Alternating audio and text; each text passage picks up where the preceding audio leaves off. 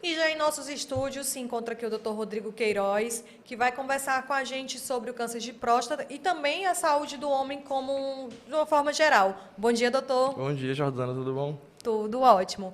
Doutor, nesse primeiro momento, eu queria que o senhor explicasse para a gente a importância desse momento, a importância do novembro, né, ser dedicado à saúde do homem. Assim, a saúde do homem como um todo é um problema que a gente acaba enfrentando na área da saúde mesmo, porque a população masculina ela é mais receosa para procurar serviço de saúde e tudo mais.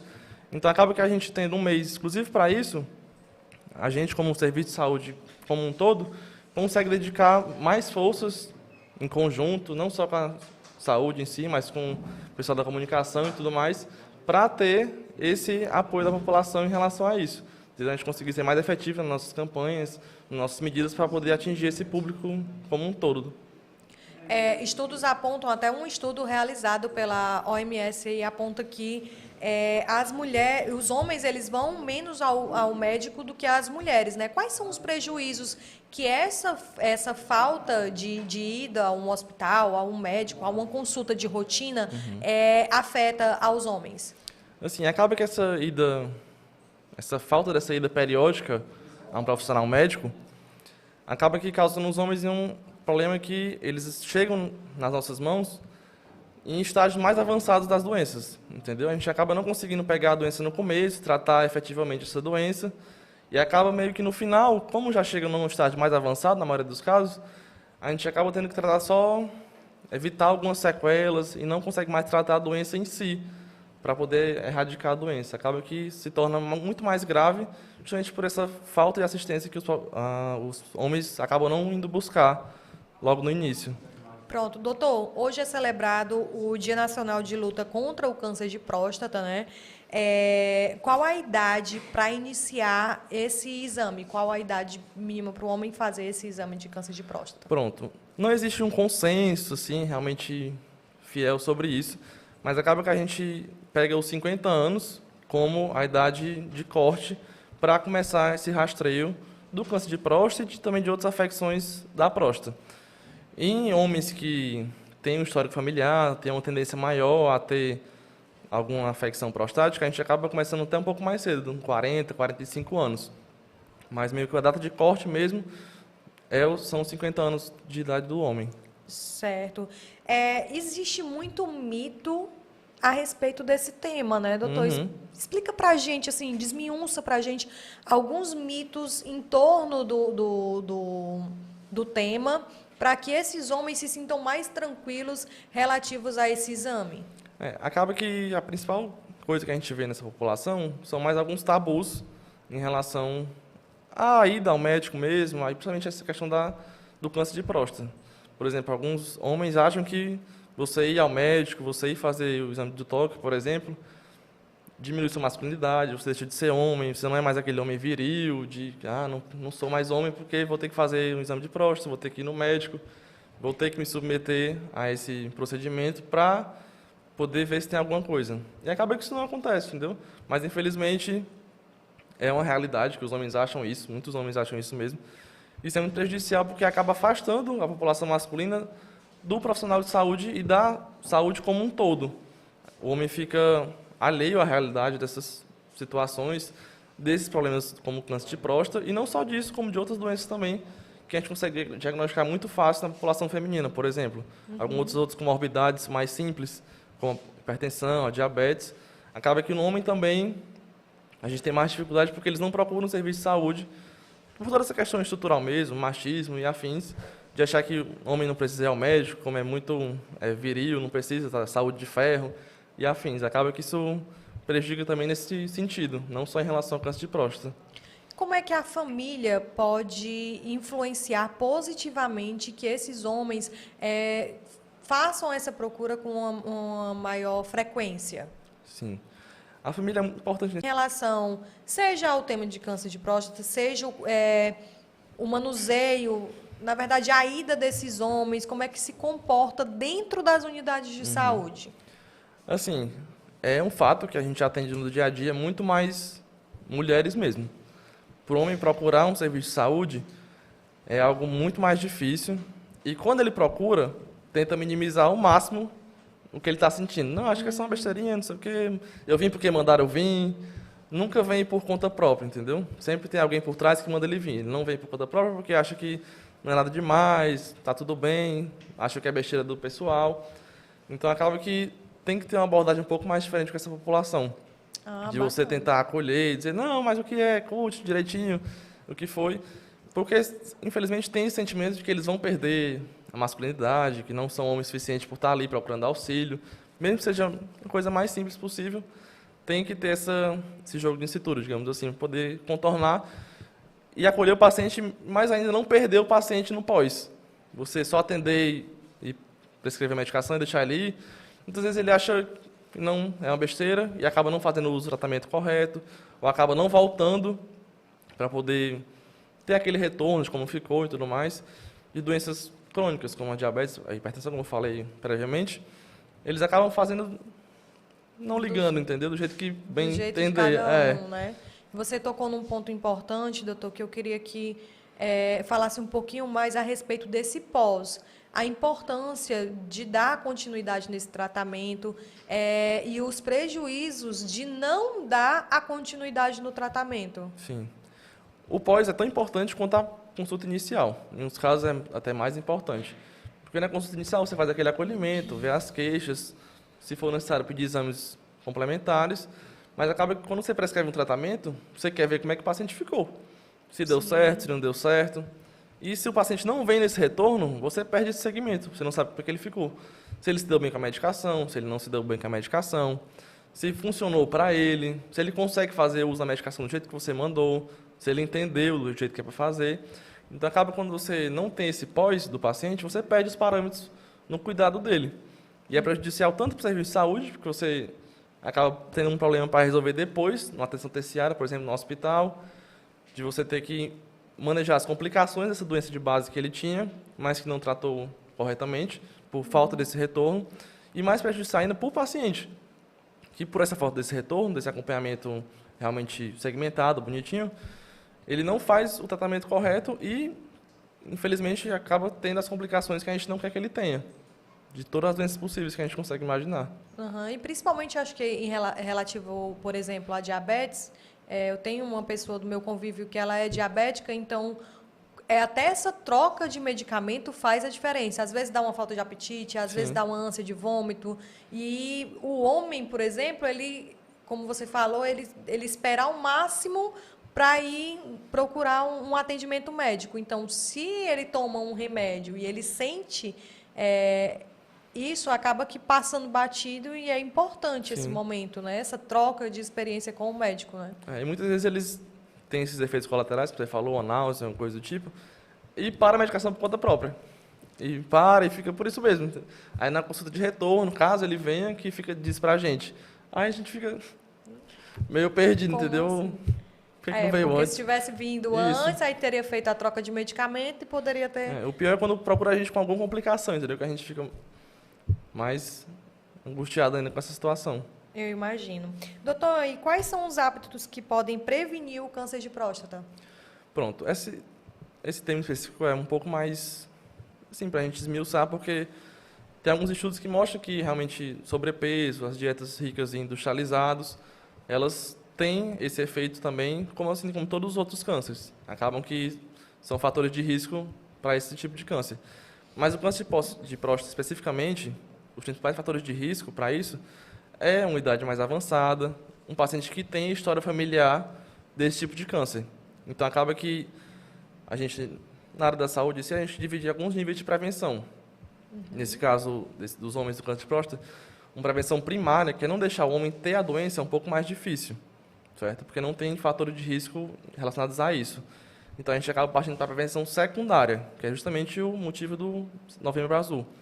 De a gente diagnosticar o mais cedo possível esse homem.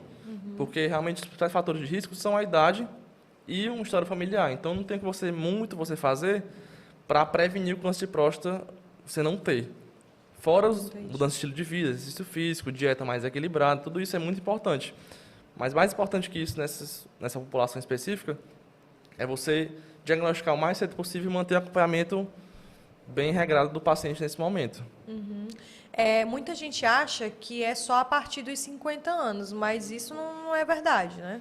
Não, em alguns casos específicos, como os pacientes que têm alguma história familiar já positiva para o câncer de próstata, você pode começar mais cedo esse rastreio, nos 40, 45 anos.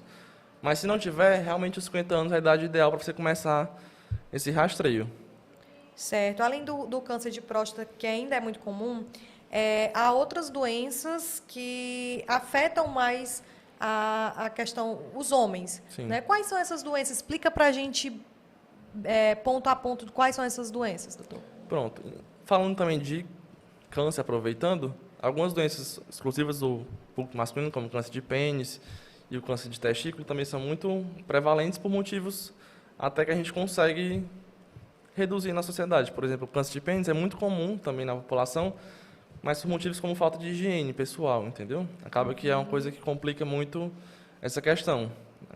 Aí é sujeito a infecções e, consequentemente, pode evoluir para um câncer.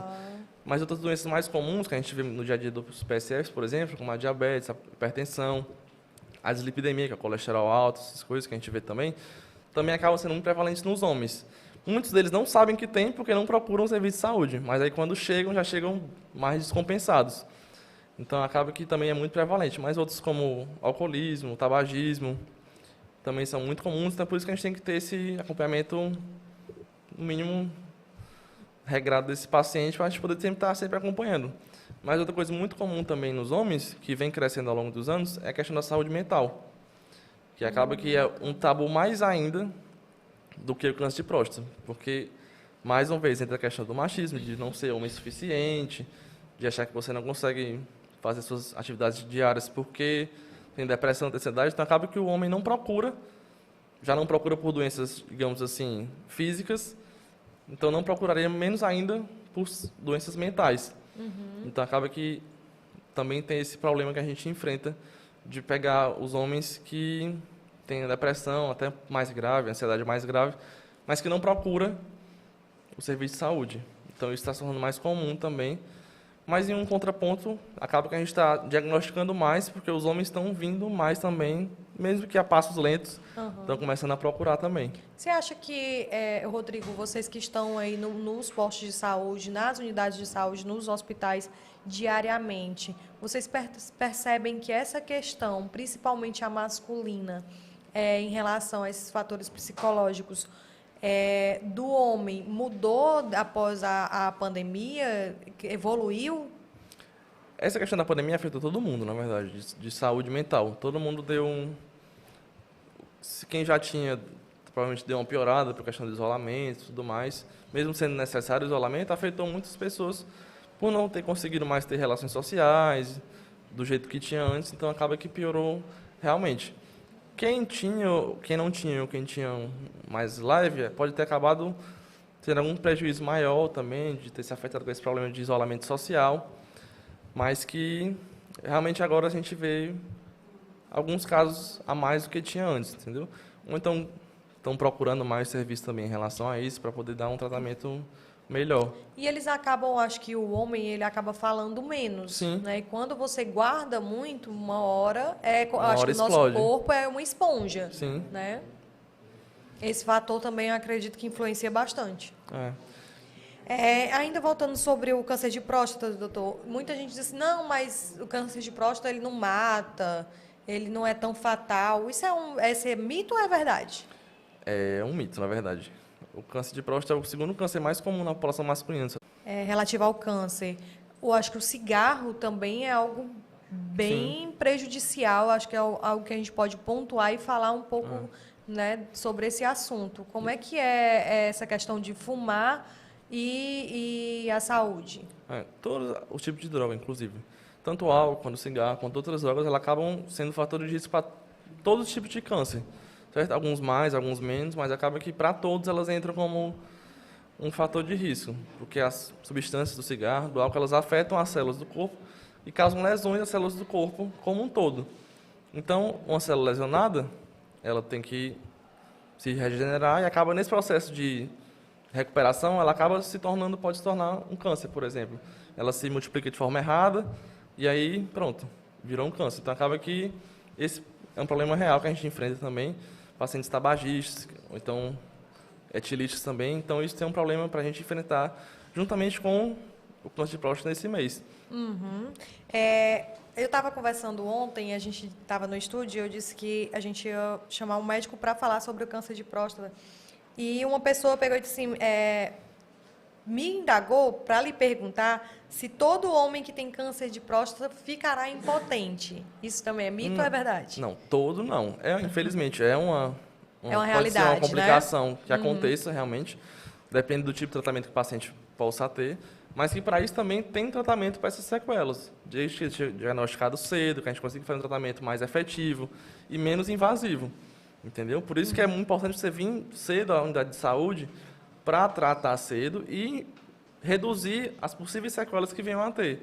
Realmente a impotência sexual é Uma das sequelas, umas complicações que podem ter desse tratamento do câncer de próstata em si, mas não é de todos, nada 100% na vida. Então, quanto mais cedo o paciente diagnostica e, consequentemente, trata, menos sequelas ele pode vir a ter. Quais são Entendeu? essas sequelas, doutor? Justamente, alguns pacientes têm essa impotência sexual, alguns pacientes podem ter incontinência urinária, incontinência fecal também, porque acaba que é uma região muito próxima de tudo lá embaixo. Então, são algumas sequelas em relação a isso, porque a próstata é no meio do caminho da pelve. Então, tem essa complicação de poder mexer com tudo lá embaixo, dependendo do tratamento. A gente está com ações no município, na verdade, a gente realiza sempre durante todo o ano. Né? O ônibus itinerante da saúde é prova de que isso acontece e acontece muito bem. E nele são disponibilizados vários testes, seja de HIV, ou outros testes mais rápidos que também são muito importantes. Em relação a esse tipo de doenças sexuais, de doenças que também acometem muito homem, né, por questões também, acho que históricas. Sim. Mas explica para a gente como é que é essa relação entre o homem e essas doenças sexuais, seja HPV, seja AIDS. Entendi. Essas doenças sexuais também são muito prevalentes na população masculina. E também entra essa questão toda estrutural, cultural, de tudo isso também, de não procurar a assistência à saúde. Então, acaba que usar preservativo, um sexo mais seguro, também é algo que a gente tem que enfrentar como um problema das unidades de saúde. De não querer, de não gostar, de mil motivos que podem dar, mas que também a gente tem que enfrentar e conscientizar a população sobre isso, certo? Porque as doenças sexuais também matam, assim como o câncer de próstata, o HIV mata, a sífilis pode matar também. Tudo isso pode ser um problema muito grande para o paciente num futuro próximo, inclusive. Não é daqui anos e anos, não. Pode ser daqui 2, 3 anos, o paciente está numa situação muito prejudicial por conta dessas doenças, hepatite também. Então, acaba que é um trabalho de formiguinha, entendeu? Um por um, a gente tentar conscientizar sobre isso. E esses exames são relativamente fáceis, né, doutor? Sim, e bem rápidos. Como é que é feito isso? Os exames de DST, Sim. a maioria de exame de sangue mesmo. Os testes rápidos, você só fura o dedinho e bota lá na hora. E rápido, 10 minutos sai. A gente faz todo dia, praticamente, nas unidades. De gestante, por exemplo, também a gente faz bem rápido, são o mesmo esquema. Todos os testes rápidos tem nas unidades. Então, é algo bem acessível para todos. Pronto. E acho que tanto é acessível quanto acho que as pessoas ficam com muito receio em relação a ser aberto, né? Tipo, de outras pessoas saberem. Não tem como saber, né, doutor? Porque Não, aí é só entre você e o paciente, né? Todo profissional de saúde tem a obrigatoriedade de manter um sigilo. Então, o que acontece entre o profissional e o paciente fica ali, certo? A gente não divulga, não tem nada disso, não existe, certo? O que aconteceu ali, morre ali, só revive quando o paciente volta para a gente. Exatamente. Eu acabei de receber aqui outra pergunta em relação ao câncer de próstata. E a pessoa diz assim, se o exame de PSA deu baixo, eu não preciso fazer o toque retal? Isso é um mito ou é verdade? Assim, o PSA, ele é um que a gente usa também, certo? Para a gente pesquisar esse câncer de próstata e tudo mais. Mas que é o início, ele é? Isso, os dois são o início, entendeu? Tanto o toque retal quanto o PSA, ele meio que andam em conjunto, tá? Certo. Porque a maioria dos casos do toque retal, ele não acusa nada. Geralmente, ele não tem nenhuma alteração, nenhum nódulo, nenhum tumor que a gente consiga palpar. Certo. É uma coisa mais são casos específicos que a gente consegue, certo? A gente consegue algumas diferenciações na próstata, a gente consegue ver, mas o PSA acaba sendo o que a gente usa mais de referência também, certo? Quando o PSA dá alterado, não necessariamente o toque vai dar alterado também, certo? A gente tem que... São várias especificações em relação a isso. Aí que entra os outros pontos. Mas os dois andam em conjunto nesse rastreio. Certo. E ainda dentro dessas perguntas, a pessoa me perguntou se o exame de toque retal dói. Não sei. Pediu para perguntar se dói. Não se fiz é um ainda. mito ou é verdade. Mas, Não é para pelo doer, menos não. que dizem é que é um mito, É. né? Não é um exame doloroso, Não é para doer, não. Eu nunca fiz, mas... Pronto. Esse exame de câncer de próstata, ele, na verdade, o câncer de próstata, ele só acomete idosos? Tem uma parcela específica da população idosa que pode acometer? Ele é mais comum na população idosa, sim. Realmente é um dos fatores de risco que a gente chama também. Quanto mais idade o paciente tem, mais risco de ter câncer de próstata. Mas em casos onde o paciente tem um histórico familiar positivo, ou um pai que teve, um avô, um tio mais próximo, acaba que ele pode ter esse câncer mais cedo também. Depende muito da idade que os parentes tiveram também, mas é uma possibilidade. Por isso que a gente acaba começando a rastrear em alguns casos mais cedo, aos 40, 45 anos. Ok.